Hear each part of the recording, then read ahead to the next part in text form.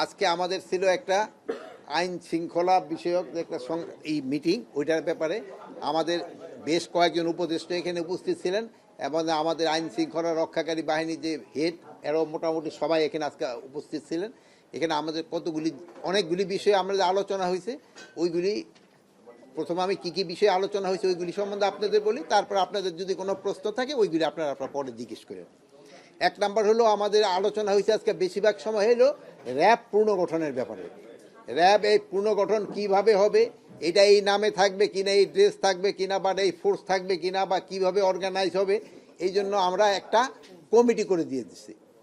ওইটা একজন উপদেষ্টার নেতৃত্বে একটা কমিটি করে দেওয়া হয়েছে এবং কয়েকটা বাহিনীর হেডদের এটা মেম্বার করে দেওয়া হয়েছে।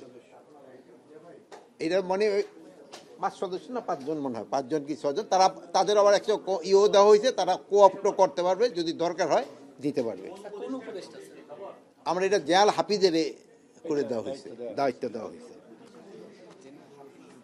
তারপরে আমরা আরেকটা কমিটি করে দিয়ে দিচ্ছি খোদাবক্স ভাইয়ের নেতৃত্বে।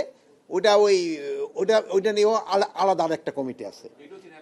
না, এটা র্যাবের ভিতরে না, এটা অন্য আরেকটা বিষয়। তারপরে আমাদের আরেকটা ছিল যে পুলিশের হাতে যেন আর কোনো মরণাস্ত্র না থাকে, এইগুলি তাদের জমা দিয়ে দিতে হবে। কোনো মরণাস্ত্র পুলিশের হাতে থাকবে না, বাট এপি ব্যাটালিয়নের হাতে থাকবে। এপি ব্যাটালিয়নের কাজ কিন্তু অন্য পুলিশের থেকে একটু ডিফারেন্ট, তাদের হাতে থাকবে। আরেকটা হলো বলা হয়েছে গার্মেন্টস শ্রমিকদের বেতন ঈদের আগে পরিশোধ করে দিতে হবে। যারা বেতন পাওয়ার যোগ্য তাদের বেতন দিতে হবে, কিন্তু আবার যেই সব শ্রমিকরা তাদের কোনো অবৈধ দাবি নিয়ে যদি রাস্তায় হাঁটে তাদের আমরা কিন্তু কোনো অবস্থায় রাস্তায় বা কোথাও স্থান করতে দিব না। তাদের বৈধ দাবি মালিকরা অবশ্যই পরিশোধ করতে হবে। বৈধ যেটা দাবি, যেটার জন্য কাজ করছে তাদের পয়সা অবশ্যই দিতে হবে, বাট যেটা তাদের অবৈধ দাবি ওইটা কোনো অবস্থায় বরদাস্ত করা হবে না।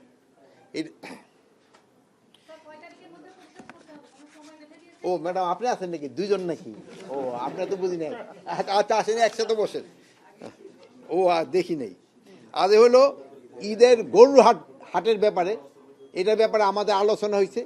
ঈদের গরুর হাটের ব্যাপারে আপনারা জানেন যে অনেক সময় এই টাকা পয়সা হয়ে যায়, মানে চিন্তায় হয়। তারপর অনেক সময় বিভিন্ন মলম ঠলমও ব্যবহার করে।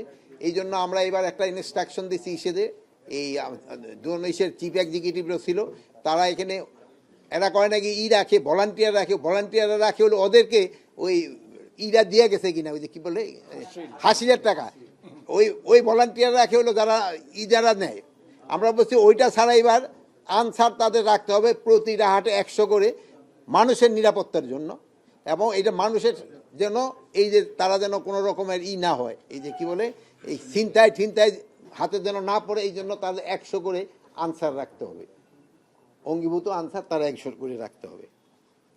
আর একটা হলো আমাদের ঈদে হাইওয়ে পুলিশদের ক্ষেত্রে ইনস্ট্রাকশন দেওয়া হয়েছে যেন যাত্রীরা নির্বিঘ্নে যেতে পারে। এবারে ওই ঈদের থেকে এই ঈদের একটু ডিফারেন্স আছে।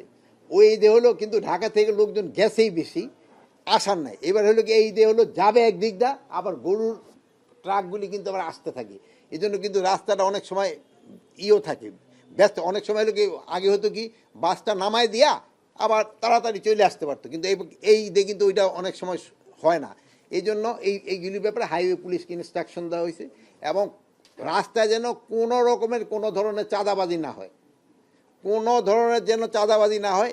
ইন্টেলিজেন্স অর্গানাইজেশনগুলি বলে দেওয়া হয়েছে কোনো পয়েন্টে যদি চাঁদাবাজি হয় তারা ব্যবস্থা নেয়। আর ওইটা কোথায় চাঁদাবাজি হয় এই সম্বন্ধে আমি আপনাদেরও অনুরোধ করব, আপনারা একটু যদি আমাদের একটু আগে, প্লাস আপনাকেও তো একটা জার্নালিজম আছে, কি বলে ইনভেস্টিগেশন, এটা আপনারা যদি একটু কাজে লাগান তা আমাকে একটু উপকার হয়।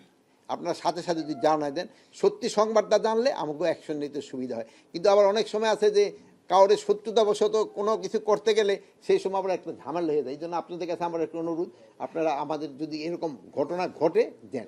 আগে আপনি দেখছেন যে আপনারাও কিন্তু দু একজন সাংবাদিক ওই বাসের বা গরুর ট্রাকে বসে কিন্তু আসছেন, যদিও কষ্টদায়ক, কিন্তু এরকমও যদি দু একজনে করেন তো কিন্তু জনগণের উপকার হয়। প্লাস আমাদেরও একটা উপকার হইলো যে এই চাঁদাবাজিটা কমায় আনান যায়। মতোই কাজ করব, এবং আপনাদেরও অনুরোধ করব যেন আমরা ওই ধরনের ভাবে কাজ করে দিতে পারি। বলতেছিলেন যে পুলিশকে মারণাস্ত্র দেওয়া যাবে না, তো যখন কোনো অপারেশনে যাবে, তো এই ক্ষেত্রে আসলে এটা কিভাবে করবে? শোনেন, আমি একটা কথা বলছি, এপি ব্যাটালিয়ানের কাছে মরণাস্ত্র থাকবে। সাধারণ এই অপারেশন যাতে তো মরণাস্ত্র তো তার দরকার নেই, যার যে মরণাস্ত্র দরকার না ওইগুলি তো দরকার নেই তার সাথে। আর্ম পুলিশের ব্যাটালিয়নের কাছে থাকবে। হ্যাঁ, কিন্তু ওই যে আপনি বলবেন যে ওই যে রাইফেলও থাকবে না, তা না, রাইফেল তো তার কাছে থাকবেই। আওয়ামী লীগের কার্যক্রম নিয়ে আপনাদের যে এখন মানে নজরদারিটা কি থাকবে সেটা একটু এখন তো আপনাদের কিন্তু ডিটেল বলেই দিছে সেদিন আসিফ নজরুল ভাই, ডিটেল তো বলে দিছে কি ধরনের কার্যক্রম। আইন অধ্যাদেশ হয়েছে, এখন আপনার পার্টি আর কি এখন আইনে যেটা আদেশ হয়েছে, না না, যেটা ওইটা হয়েছে আইন যেটা হয়েছে ওইটার আমরা ইসে ইমপ্লিমেন্ট করার দায়িত্ব হলো আমাদের। ওরা তো বিভিন্ন জায়গায় অস্থিতিশীলতা সংগঠিত হওয়ার চেষ্টা করতেছে, জটিকা মিছিল, প্রত্যুষ মিছিল, রাতের মিছিল, স্লোগান, এই বিষয়ে আপনাদের এই ক্ষেত্রে হলে একটা আপনাদের কাছে অনুরোধ করবো, আপনারা যদি একটু আমাকে আগে জানাই দিতে পারেন, যেমন অনেকগুলি মিছিলের কথা বললেন, তা আমরা সাথে সাথে অ্যাকশন নিয়ে নিব। আর আপনাদের জানানোর আগে যদি আবার আমাদের ইন্টেলিজেন্সের মাধ্যমে যদি আমরা খবর পেতে পারি, আমরা অ্যাকশন নিয়ে নিব। করা হয়েছে যেহেতু অন্যান্যর ক্ষেত্রে, এবং উনি ছিলেন সেই সময় মহামান্য প্রেসিডেন্ট, সবার ক্ষেত্রে কি সব আইন প্রযোজ্য কিনা আমি তো জানি না, এই জন্য তারা ইনভেস্টিগেশন করে দেখবে যে এইটা ওনার কাছে পাসপোর্টটা রাখা বৈধ ছিল কি অবৈধ ছিল। এখন অনেক আপনারা তো জানেন যে প্রেসিডেন্টরা করে মানে দেওয়ার পরেও কিন্তু তারা ওয়ারেন্ট অফ প্রেসিডেন্টের 4 নাম্বার না কয় নাম্বারে থাকে, 4 নাম্বারে থাকেন, তো তারা ওই হিসাবে কিন্তু কিছু কিছু সুযোগ সুবিধা পায়, এইটা পায়। এখন ওইটার ক্ষেত্রে কোনো মানে প্রোটোকলের বাইরে কোনো